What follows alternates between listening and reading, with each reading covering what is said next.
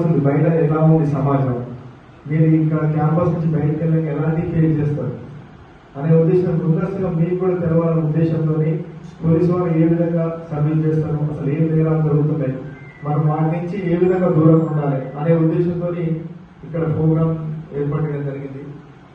ఈరోజు అందులో భాగంగా ముఖ్యంగా మీకు ఇప్పుడు మనల్ని ఇబ్బందికరంగా పెట్టేది ఒకటి, మనకు తెలిసో తెలియకో డ్రగ్స్ అనేది అది ప్రతి మారుమూల ప్రాంతానికి కూడా వెళ్ళిపోయింది.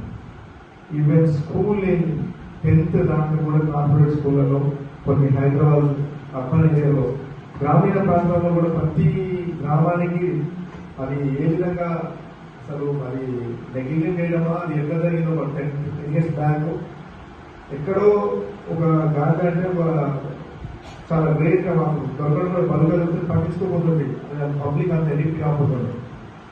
అది వెస్టర్న్ కల్చర్ సోషల్ మీడియా వచ్చినాక ప్రతి ఒక్కరు ఫ్యాషన్ అది ఎక్కువ మంది తెలియకుండా ప్రతి స్టూడెంట్ స్మోకింగ్ ఎఫెక్ట్ డ్రగ్స్ అలవాటు అవుతాడు.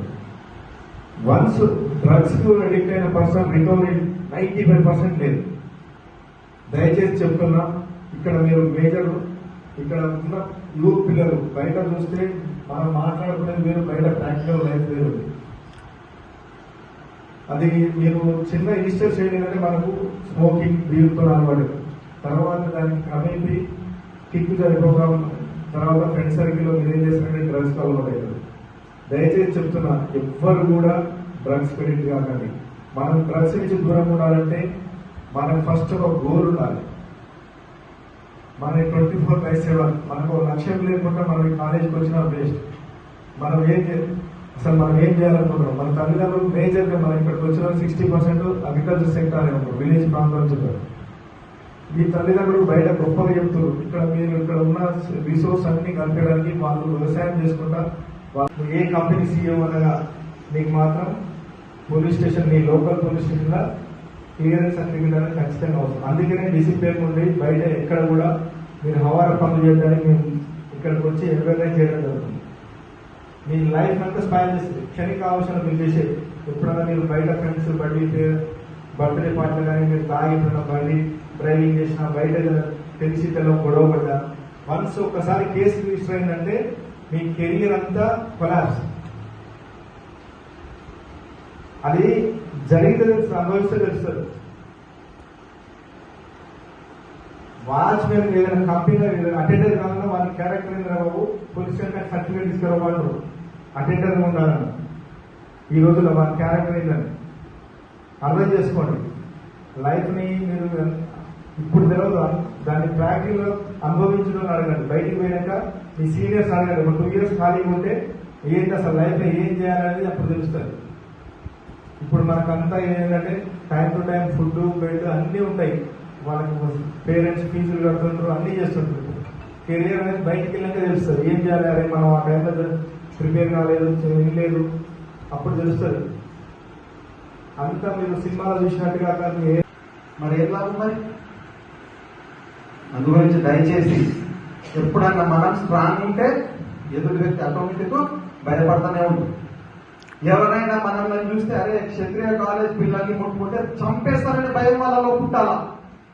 ఉందామా ఈ రోజు నుంచి? గర్ల్స్ ఉందామా వద్దా? మాట రావట్లేదు. ఎందుకంటే మీరు అన్నది చెప్తారు సార్ మాకెందుకు, మా లైఫ్ మాకు, మా తల్లిదండ్రులు జస్ట్ చదివిస్తారు, తర్వాత అంతా మా లైఫే, అంతేనా? మరి ఎందుకు వాయిస్ రావట్లేదమ్మా? ఎప్పుడైతే మనం ముందు అడిగేస్తామో ఎదుటి వ్యక్తి భయపడతానే ఉండదు. నువ్వు ఇంకా అడిగేస్తే నీకు పట్టుకోవడానికి చూస్తూ ఉంటుంది. అవునా కాదా?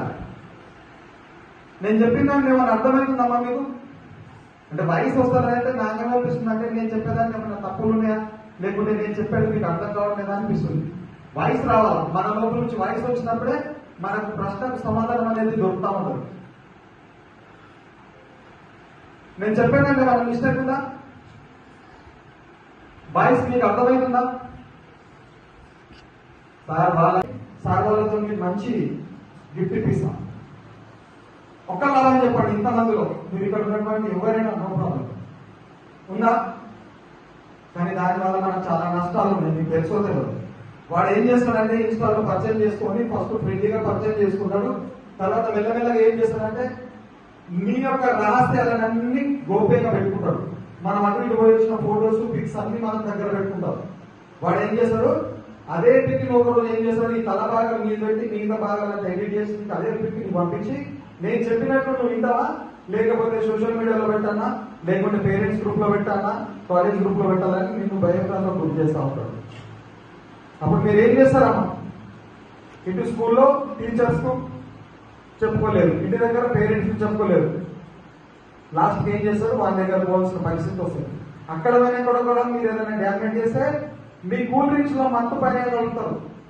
మన దగ్గర